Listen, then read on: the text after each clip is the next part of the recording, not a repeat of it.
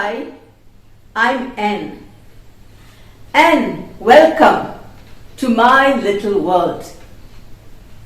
Today, we are going to read a story together entitled If Wishes Had Wings.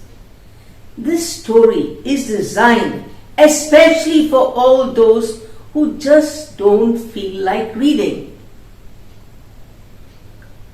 If I could give wings to my wishes, I would wish you the gift of reading.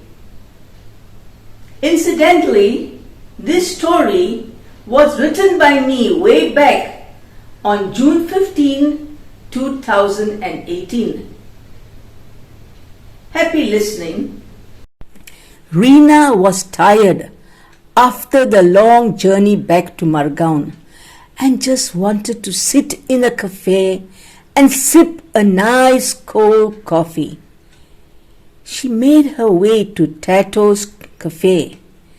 The traffic was always heavy at this time. She glanced at her watch. It showed 1:30 p.m. She liked the thin grey-haired policewoman, Wimble Shirodkar, who was very kind to the pedestrians. She would blow her whistle, put out her hand commandingly, take no nonsense from the vehicles, and allow the people across the zebra crossing. Reena had spoken to her.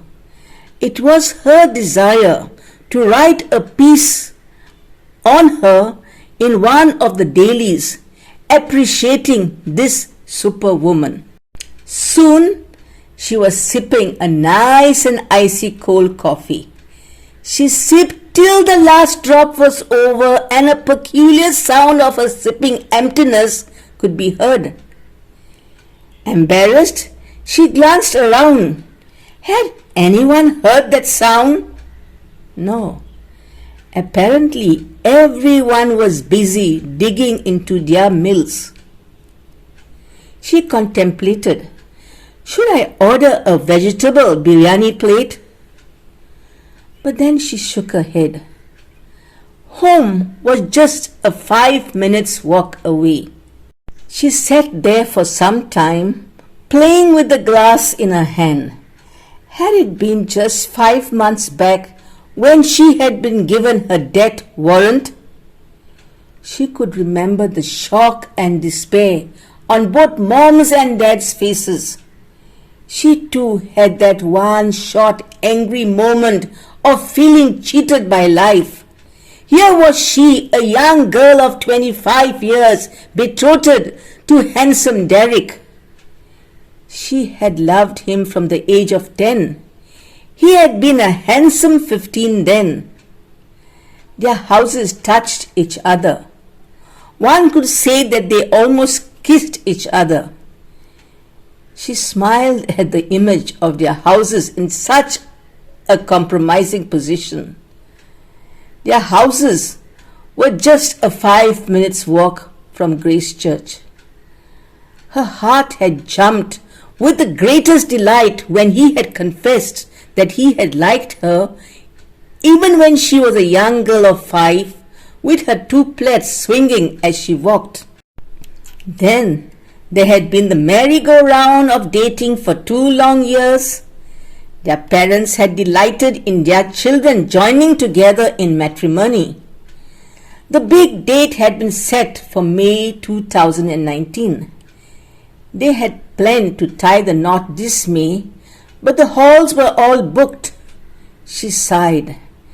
That had been her greatest dream. To walk up the aisle of Grace Church with Derek by her side. The doctor had been very sure of his diagnosis. She had a few months to live. Looking at her parents' despondent and defeated faces, she had made up her mind that very moment to take life as it came. She would be cheerful come what may. She wouldn't allow a shroud of gloom to hang around her house and her parents. She was determined to be jolly come what may. Her parents had shown her to many specialists for a second, third, and so many other opinions. A trip to Mumbai's best hospital had also been made. But no one could promise even a glimmer of hope. All they offered her was some medication that could prolong her life and keep death at bay for some time. She arose and went to pay her bill at the counter. The owner of the cafe was a man with a friendly disposition. He liked Reena and admired her for always being positive. He asked her where she had been. She replied with a smile, "I went to Panjim. I wanted to see the streets of Panjim flooded with the rains." He smiled in return and asked her, "Were they flooded, Reena?" "Yes, sir," was her reply. "They were a little flooded, and I managed to capture a few for my article on the monsoons in Goa."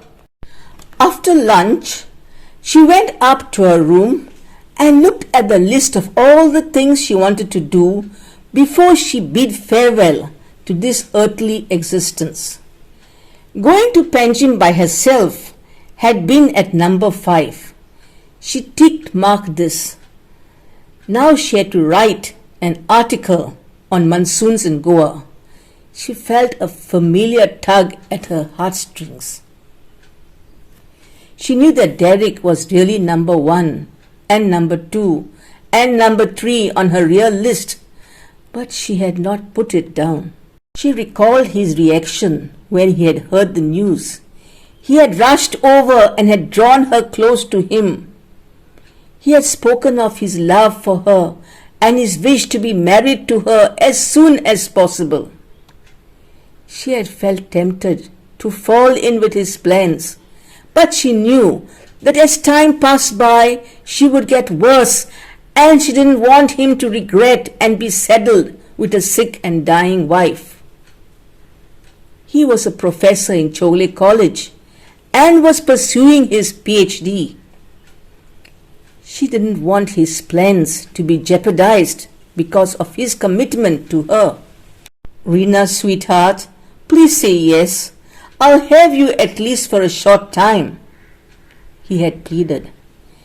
She had pushed him away with both her hands to keep him at a distance.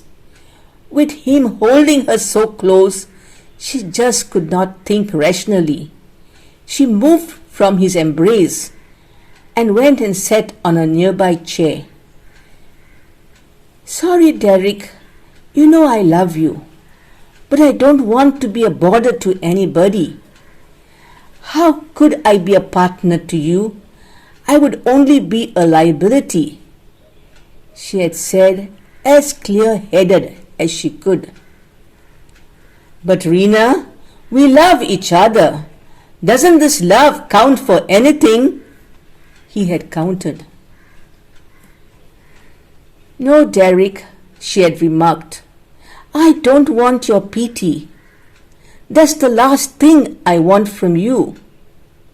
That had enraged him and he had exploded. "Who said that this is pity? And isn't a betrothal almost like a marriage, for better or worse?" "There you are," she said, the tears not very far away. "Our first quarrel already. I want you to have a proper wife. I have no wish that you be burdened with a wife like me. Besides, it has been your dream to do your PhD." "Yes," he agreed, "but it's also been my dream to be married to you." She pushed back the long hair from her eyes. With great difficulty, she had kept him away. She had seen the defeated look on his face as she had countered every argument of his with a counter and rational argument. And she knew, as she sat there in her room, that she had taken the right decision. She had been stumped by his question.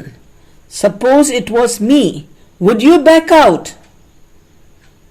She had refused to answer the question, but she knew that she would never have backed out. She looked at the list in her hands. At number 2 was a puppy. Her parents, who had earlier put their foot down on having dogs in their house, had only fallen over themselves to oblige her. Tiger, her cute puppy, was a delight, and she enjoyed taking him on early morning walks. Her mother would always caution her on wrapping herself up well, but she had reminded them, "Mom, Dad, remember my wish number 1? Live a life as normal as possible." Her parents had looked at each other helplessly, wondering from where this new strong Rena had popped up. When they had reported this to the doctor, he had smiled reassuringly at them and said, "Don't worry, Mr. de Souza. Your daughter with this positive attitude will live a longer and better life. You should be happy that she's happy doing what she likes to do. You can never say if things could turn around with this positivity." At 5 p.m., Rena tripped down to the hall. To her surprise, she saw Derek sitting on the chair he had always occupied when he had dropped over. With him were his parents, and not far from them were her parents. She went over and exclaimed, rolling her eyes heavenwards, My, is this some big conference?" Derek bounded to her side immediately like some big Alsatian. "Rena, darling, we have come to a decision," he started to say. "What do you mean, we? Am I not included?" she interrupted jokingly. He seized her hands and went on to speak, but his father, Mr. Suarez, came forward and said sternly, "Young lady, it's time you got down from that high horse of yours and stopped being so self-righteous." She was amazed. Derek's father had never spoken to her like this before. She felt the tears well up at the back of her eyes, but she blinked them away. Derek, who was well tuned to his Rena, knew that she had been hurt. He was about to say something when her father chose to speak. "Rena, Derek wants to get married to you. They have spoken to the parish priest, and he has agreed to join you both in holy matrimony. He wants to be with you in whatever time you have left." Her mother quickly exclaimed, "Now, isn't that nice, sweetheart?" Rena was about to say something, but one glance all around at these 5 precious faces held her back. She thought of the first wish on the invisible list in her heart. She ran into Derek's arms and held him tightly. She was home finally, where she belonged. Yes, how could this happen to her? Would her dreams come true? But then we saw for ourselves that the unexpected did happen, didn't it? And who knows, perhaps both Derek and Rena might enjoy a long, blissful life together. Hope to meet you soon. Till then, it's happy wishing. If I could give wings to my wishes, I would wish you to soar high. See ya.